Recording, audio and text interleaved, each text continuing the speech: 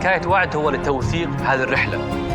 لما نوصل لتلك المحطة أبغى لما ألتفت وراء أعرف وش اللي صار.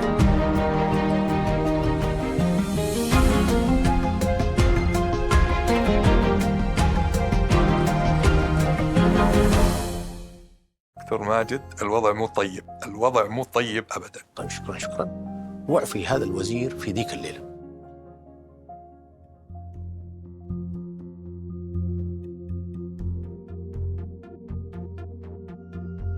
وش قصة إعفاء أول وزير في عهد الملك سلمان؟ وإيش علاقة هذا الإعفاء بوعد زيادة نسبة تملك المساكن؟ قبل ما نحكي القصة خلونا نستعرض بشكل سريع جذور هذه الحكاية. في عام 2007 أعلنت السعودية عن إنشاء الهيئة الوطنية للإسكان. رجعت أبحث عن أهداف إنشائها ولقيت في نظام الهيئة هذه الأهداف الأربعة: 1. تيسير حصول المواطن على مسكن. 2. زيادة نسبة تملك المساكن. 3. تشجيع مشاركة القطاع الخاص في دعم نشاطات الإسكان. 4. رفع نسبة المعروض من المساكن بمختلف أنواعها. واضح من الأهداف المذكورة في النظام وش كانت المشاكل اللي تواجه قطاع الإسكان. كملت الهيئة 4 سنوات لكن ما تغير شيء في المشهد.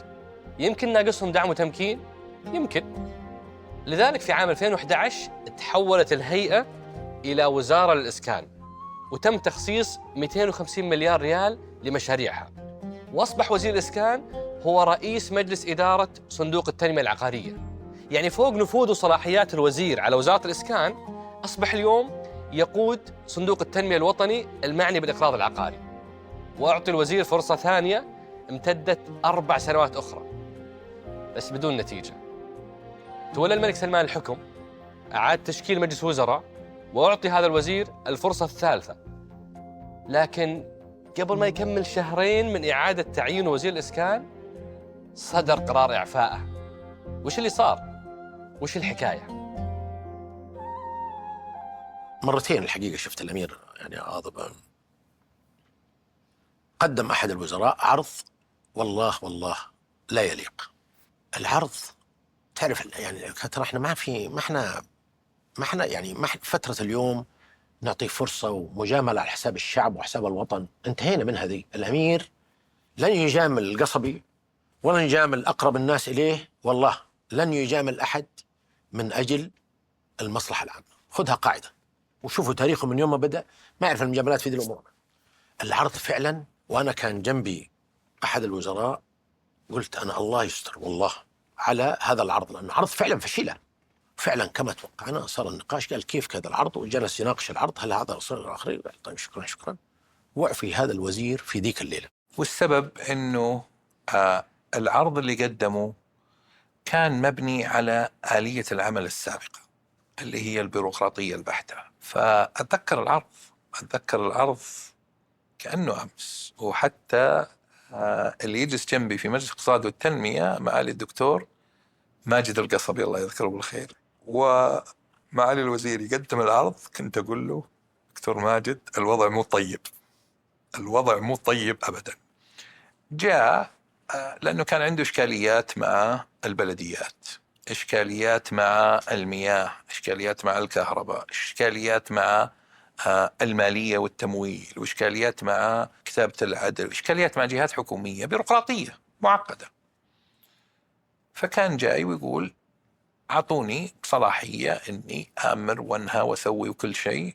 وعلى فكرة وأتذكر الرقم كان حوالي اللي على قائمة الانتظار هذاك الوقت 700 ل 750 ألف. قال تعطوني كل هالصلاحيات وكل الفلوس اللي أبيها وبشتغل، لكن ترى الرقم ما راح ينزل ثابت. ليش؟ لأنه بتزيد الأعداد اللي يتقدمون. فالشيء الوحيد اللي أقدر أحققه إني أحافظ على إنه عدد المواطنين اللي في قائمة الانتظار 700 ل 750 ألف. وهذا الحقيقة يعني ما كان موفق فيها بكل أمانة الله يذكره بالخير. للأمانة قرار إعفاء الوزير بهالسرعة كان صدمة لأننا ما قدرنا نعالج تحدي الإسكان في السنوات ال8 الماضية اللي كانت تتسم بالفوائض المليارية في الميزانية نتيجة أسعار النفط. فيا ترى كيف نتعامل مع تحدي الإسكان في الفترة القادمة وإحنا نعيش انهيار أسعار البترول وتحول الميزانية من الفائض للعجز، هذا الكلام في 2015. كيف نتعامل مع هالتحدي؟ من وين المفروض يبدأ الوزير الجديد رحلة التحولية؟ دخلت عليه، كان سموه في مكتبه، سلم علي، بارك لي، وقال لي ماجد عندنا تحدي، نسبة التملك في المملكة السعودية ما تليق بنا. طويل العمر يرى أنه الإسكان أولوية له. ما احنا شايفين مشاركة من القطاع الخاص، برنامج له في سنوات لم يتغير كما هو. متى ما صار في انفاق حكومي صار في وحدات، ما صار في انفاق حكومي توقف البرنامج. لاني شايف البنوك تشارك، لاني شايف اسماء مطورين عقاريين سعوديين، لاني شايف اثر في الناتج المحلي، لاني شايف في خلق الوظائف، ماني شايف صناعة. نبغى نشتغل على برنامج يكون هذا هو نقلة نوعية لقطاع الإسكان. وكنا في ذيك الأيام نسبة التملك 47%، وكان سمو ولي العهد يقول إذا جبنا 52% هذا يعتبر جيد، آخذا في الحسبان أنه في زيادة كل سنة يدخلون يعني عدد كبير من المواطنين والمواطنات وبيحتاجون إلى تملك. فهو شايف تحدي كبير، نسبة تملك قليلة، برنامج ما هو واضح، قطاع المفروض يكون مشغل للاقتصاد ما هو معطل بالكامل، يعتمد على انفاق حكومي. هذا التحدي اللي شافه كان يرى أنه يبغى له عمل كبير مختلف. عرضنا على سمو ولي العهد الخطط التنفيذية، ما شافها طموحة، بل أنا شفت أنه يعني ما كان راضي عنها أبدا، أنه هذا الطموح اللي هو يطمح له. فعرضنا يعني مثلا مشاركة القطاع الخاص، حجم مشاركته كان بالنسبة له يعتبره ما كان بالقوة اللي كان يتمناها. كانت الأرقام في التمويل ومشاركته ما كانت بالشكل اللي هو يتمنى بحجم اقتصاد المملكة العربية السعودية أنا يشوفها. مشاركة القطاع الثالث كانت ما هي واضحة بشكلها الكبير، فما عجبه العرض. وضع معايير عالية جدا، كنا تحت 50 بالأربعينات، وقال احنا لازم نوصل إلى 70. واللي مثلي وعايشوا التحديات سابقا ما كنا نعتقد أنه 70 ممكن تصير، وبالذات أنها تحتاج بفكرنا احنا القديم أنها تحتاج مبالغ طائلة، والتحصيل يعني البنك العقاري صعب جدا والنسب متدنية من التحصيل. وبعد المناقشة تم الاعتماد. كانت المستهدفات طموحة جدا. تم اعتماد 60% نسبة تملك في 2020 و70% نسبة تملك مستهدفة في 2030. فكان بالنسبة لنا تحدي. احنا كنا نرى 52% يعني رقم صعب تحقيقه، في ظل أننا إحنا أساساً ننمو 2.5%، فمعناته لازم نتسارع كل سنة بين حدود 5 إلى 7%. أنك تصل إلى 60% في فترة قصيرة يعتبر مستهدف مستحيل. أنا كنت يعني لما سمعت بالخبر أنه مستهدف مستحيل، لكن من خلال الفترة اللي أنا عشتها مع سمو ولي العهد عرفت أنه داعم لك، وأكبر دعم ممكن أنه كان طلب لقاء شهري يعني منفرد معه عشان أنا أعرض له كل التحديات. فهو يقول لك طب تعال إيش تحدياتك، أنا أعطيك كل شهر من وقتي، تعال عرض لي كل تحدياتك، أنا أسمع لتحدياتك وأقدر أساعدك. في دول العالم كله التحدي ليس للي يعملون، اللي يعملون عنده دخل يقدر يشتري بيت أو يقدر يأخذ قرض ويحصل عليها. التحدي الكبير اليوم اللي هو كبار السن، التي لا تعمل أو الذي لا يعمل، الأسر اللي يكون عندها تحديات يعني مالية مختلفة بشكل كبير. هذه دائما تحديات الإسكان. احنا كان عندنا التحديات بجميع مراحله، سواء اللي يعملون لأنه ما في أحد يقرضهم، وكان في الصندوق العقاري تنتظر 10 إلى 15 سنة حتى يجيك قرض، فأنت تنتظر 15 سنة، أنت عندك القدرة بس القطاع التمويلي معطل. غريب، ليش القطاع التمويلي معطل؟ وش اللي يمنع البنوك أنها تقدم قروض عقارية لأشخاص مقتدرين؟ كلام وزير الإسكان يوضح أن عندنا مشكلة استثنائية، لأن في أغلب دول العالم التحدي السكني هو مع الفئات اللي ما عندها دخل، لأن أصحاب الدخل يروح البنك ويطلع قرض ويتملك منزله. في السعودية حتى الشخص اللي عنده دخل ما كان يقدر يقترض من الجهات التمويلية، كان خياره الوحيد هو صندوق التنمية العقارية اللي تراكمت عليه الطلبات وازدحم المواطنين على أبوابه، فصارت فترات الانتظار تمتد لسنوات طويلة توصل 15 سنة وأكثر. فالسؤال، ليش البنوك في السعودية ما تقدم قروض عقارية؟ وكيف استطاع وزير الإسكان يقنعه؟ في خلال لقاءاتنا مع رؤساء البنوك ورؤساء مجالس الإدارة والبنوك، أنا وجدت أنه البنوك تسمع لنا بس ما هي راغبة في التنفيذ. طبعا لما بلغت يعني سمو ولي العهد أنه هذا تحدي أصبح بالنسبة لي، سمو ولي العهد يعرف أنه البنوك هي بنوك مستقلة تتبع إلى البنك المركزي، من الصعب أن الحكومة تتدخل في وضع يعني شروط على البنوك، لأن هذا يعتبر تدخل وهذا سيؤثر على اقتصاد المملكة. فقال أنا ماني يعني بس أدعمك بالذا، أنا بحضر معك. تكلم طبعا وزير الإسكان على أنه في تحديات مع القطاع البنكي، أنه البنوك مو متحمسين. أنا كنت مسؤول عن القطاع المالي، أعتقد لا نتدخل في البنوك. قال الأمير بالتأكيد هذه فلوس الناس، فلوس المودعين منا بس وش التحدي اللي عندهم؟ أبغى أسمع، أبغى أعرف وش التحدي اللي عندهم، وش المشكلة اللي نقدر نساعدهم فيها أنهم يدخلون في قطاع التمويل الإسكان. حدد الاجتماع، حضر قادة القطاع المصرفي، ومن جانب الحكومة حضر وزير الإسكان، وزير المالية، وزير الاقتصاد، ومحافظ البنك المركزي وآخرين. الأمير محمد تعمد ما يحضر بداية الاجتماع عشان يعطي رؤساء البنوك المساحة والأريحية المطلقة لطرح كل ما عندهم.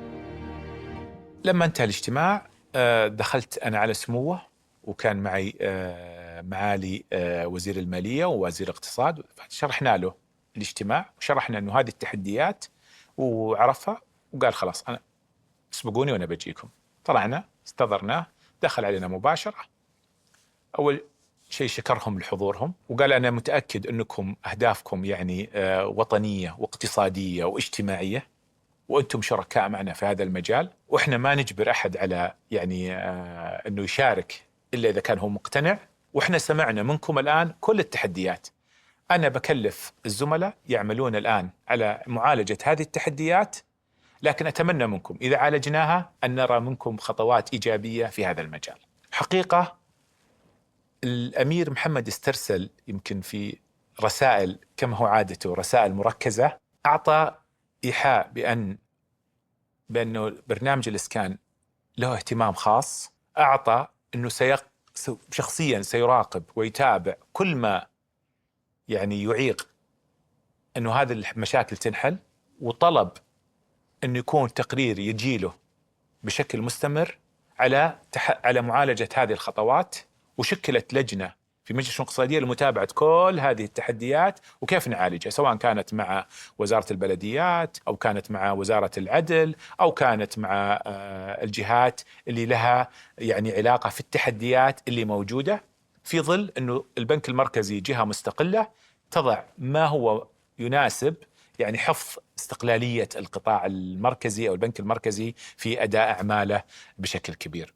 حقيقة بعد ما طلعنا أنا قلت إيش بيكون رد فعل هالبنوك بعد هذه؟ يعني الآن سمو ولي العهد بنفسه قال لهم أنا معاكم، أنا أعرف في تحديات وأنا سأعالج التحديات وسأنتظر منكم. كررت زياراتي، لقيت انطباع هذه اللقاء معهم كان 180 درجة مختلف. اللغة اختلفت، الأسلوب اختلف، بل أنهم قدموا بعض التنازلات أنه هذه الأشياء ما هي بأولوية، خذوا وقتكم في معالجتها. قصة اجتماع البنوك مثال على الدعم والتمكين وإزالة العوائق والعقبات اللي صارت في موضوع التمويل العقاري، وكانت نتائجها تفوق الخيال. يعني قبل هذا الاجتماع لو فتحنا محفظة القروض العقارية في السعودية بنلاقي أن الصندوق العقاري هو المسؤول عن 90% من القروض العقارية في السعودية، وجميع البنوك برؤوس أموالها اللي تعتبر أضخم بكثير من الصندوق العقاري لا تساهم إلا ب10%. اليوم انقلبت الآية إلى العكس تماماً. أكثر من 90% من القروض العقارية في السعودية من البنوك التجارية وشركات التمويل، وحصة الصندوق العقاري أصبحت 10%. يمكن البعض يقول طبيعي لأن الصندوق العقاري متوقف على الإقراض، لكن نوضح أنه هذه النسب ليست فقط على القروض الجديدة، وإنما تشمل كل القروض القائمة، يعني كل القروض القديمة اللي لا يزال أصحابها يسددون الدفعات للصندوق العقاري محسوبة في هالمعادلة. ومع ذلك قروض البنوك وشركات التمويل في أقل من 3 سنوات قلبت المعادلة رأساً على عقب بعد ذلك الاجتماع التاريخي اللي كان أحد نواحي تمكين ودعم وزارة الإسكان. ناحية أخرى هي توفير الأراضي، وهذه أيضاً شهدت قصة تمكين لا تقل أهمية. أنا كنت أعتقد في مرحلة من المراحل في البداية أنه قطاع الإسكان كان مدلل، وكنت أزعل وأتضايق، ويعرف الأمير يعني تخصيص الأراضي. إحنا في وزارة المالية الآن صارت هيئة عقارات الدولة، إحنا مسؤولين عن الأراضي، يخصص لهم أراضي بشكل كبير جدا. كنت أقول إنها أكثر من اللازم، نبغى نتدرج. ولما يجي نقاشات الميزانية كان يعني يدافع عن قطاع الإسكان بشكل كبير جدا، نخصص له مبالغ أكبر. يهمني المواطن، يهمني حل الأزمة اللي صار لها عقود ما انحلت، الناس ينتظرون 10 سنين 15 سنة. هل هذا عادل؟ هل هذا حق؟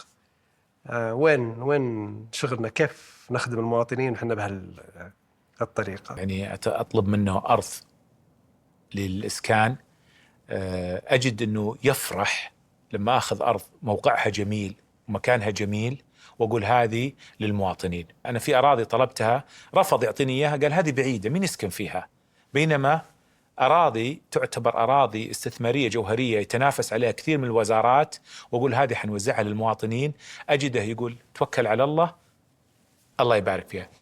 بدون مبالغة كل مرة نجلس يعني نتنافس بيننا كبرامج تحقيق رؤية. أنا وقتها كنت مسؤول عن برنامج الندلب، برنامج الصناعة الوطنية، كان سموه دائما ينظر إلى الإسكان نظرة خاصة، لأنه يمس المواطن ولأنه مشروع تحولي ويمس قطاعات اقتصادية كثيرة. طبعا 250 مليار لو صرفت يعني في ذلك الوقت بالأسلوب القديم كان يمكن عالجنا 3 سنوات، وصلنا يمكن إلى أقل من 52 وكنا رجعنا الآن إلى 47، لأن هذه كلها حلول وقتية، أعالج مشكلة معينة ولكن ماني قاعد أعالج القطاعات اللي موجودة. اليوم القطاع الخاص ضخ 400 مليار ريال، مو 250، 400 مليار ريال بسبب البرنامج وإعادة النظر في هيكلة البرنامج اللي يخلقه مستدام. يعني هذه واحدة من الأمور اللي كنا نعتقد أنها بعيدة المنال، وقد تكون أحلام ولا طموحات صعبة التحقيق، ولو حققناها بتكون على حساب أولويات أخرى. وأثبت سموه العكس، أنه بالفعل كانت يعني خدمت الهدف الرئيسي اللي هو قطاع الإسكان، وفي نفس الوقت خدمت أهداف أخرى. 8 سنوات من المحاولات و250 مليار من الميزانيات لم تنجح في تحقيق نسبة التملك اللي تحققت اليوم في مدة أقصر وبميزانيات أقل بكثير. هل قصة وعد هيكلة الإسكان مثالية؟ لا طبعا، لا تزال رحلة المطور العقاري مليانة تحديات وعقبات. أسعار الأراضي في المدن الرئيسية ارتفعت بنسب غير معقولة. جودة المنتجات والخيارات السكنية لا تزال أقل من طموحات المستفيدين. لكن مثل ما عالجنا تحدي الاقتراض، أنا متفائل بأننا بإذن الله بنعالج بقية التحديات حتى نعظم استغلالنا الفرص الهائلة في قطاع الإسكان. الفرص اللي موجودة في إعادة هيكلة قطاع الإسكان هي الفعل المغير الحقيقي في مجال الإسكان. اليوم وزارة الإسكان تعمل على خطط كثيرة جدا لإعادة هيكلة كثير من القطاعات اللي لها علاقة بالإسكان، أهمها رسوم الأراضي، بيع العقارات على الخريطة، الإجراءات البنكية، إجراءات التمويل، إجراءات الاقتراض. كل هذه الإجراءات وإعادة هيكلة عدة مواقع في مجال الإسكان سوف يساهم إلى رفع نسبة تملك الإسكان.